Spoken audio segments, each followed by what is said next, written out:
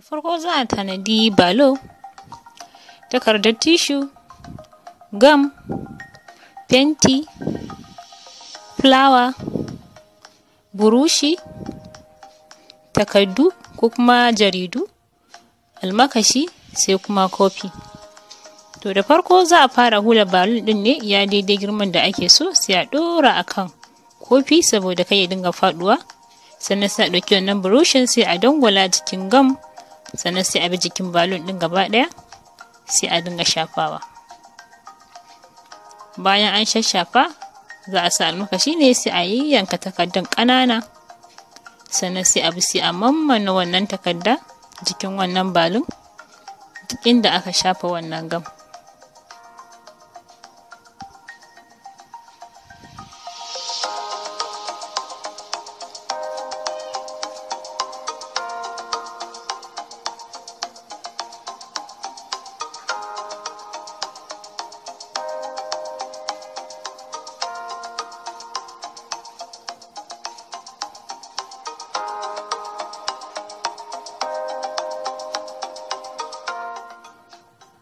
Bayan an shashafa gam an sassaka takardun, za a kuma maimaitawa ne, wato za a kuma shafa wani gam ɗin ne akan wannan takardar, sannan a kuma ɗora takarda saboda za mu yi wannan hawa-hawa na gam da takarda ne kamar sau 6 zuwa 7 saboda ainihin shi tukunyar fulawan ya zama na yayi ƙwari sosai.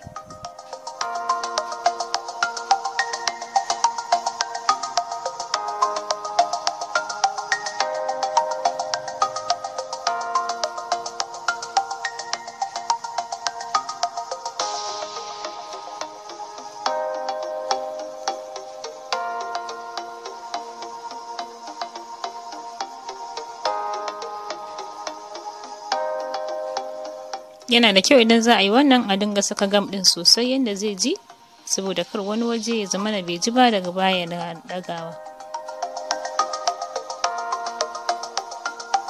To bayan an gama sawa an yi wannan hawa 6, abinda za a yi za a kuma ɗauko gam ɗin ne a kuma shafawa, sannan sai a ɗauko wannan ainihin takardar tishu sai a bi a kuma mammanawa akan wannan gam da aka sa. Idan za a yi amfani da tishin za a yi amfani da na kwalin, za a kuma yi amfani da wannan na warwara. Wanda ya samu za a iya amfani da shi sa nuna guda biyu saboda kuka kowanne yana yi.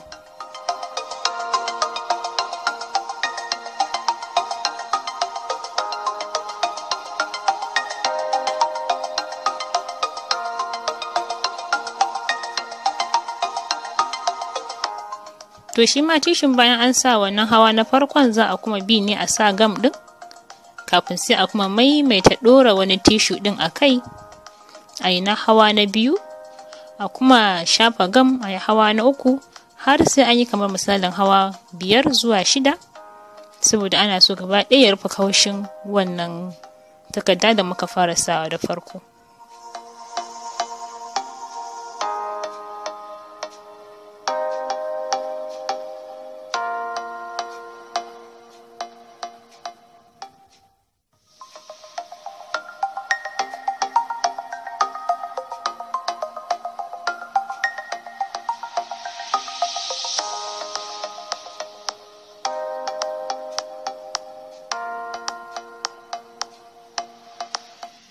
To bayan an sa tishu na ƙarshe, wato a hawa na 5 kenan ko hawa na 6, to za a sake sa gam ɗin ne kuma akan ainihin wannan tishu saboda muna so ko ina ya kakkama, sannan sai a bar shi ya bushe.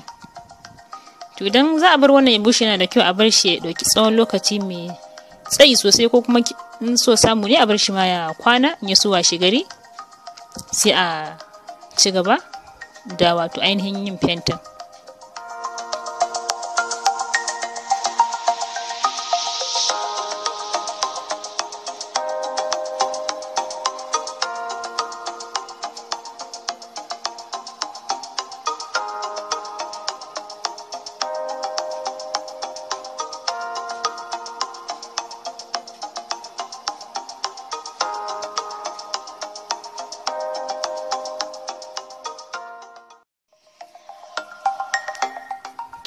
A yau kuma gashi ya bushe, abinda za mu yi, za mu samu kwali ne, wannan amma ba dole bane, ana dai so ne saboda ya duka zama sosai.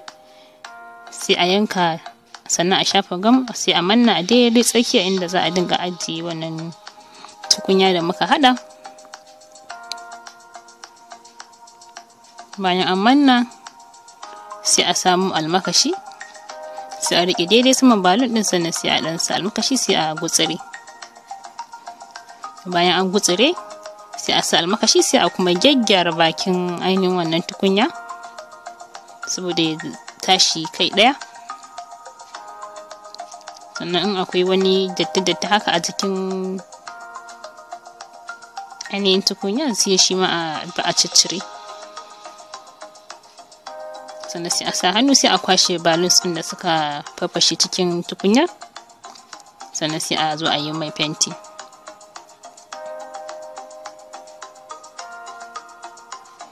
To idan za a yi fentin, za a amfani da spray paint. In kuma mutum yana da wani fentin ba spray paint ba, kamar irin wanda ake shafa da brushi, ma zai iya amfani da shi. Za kuma a sa dukkanin da ake da ra'ayi. Bayan an gama sa fentin, sai a bar shi ya bushe.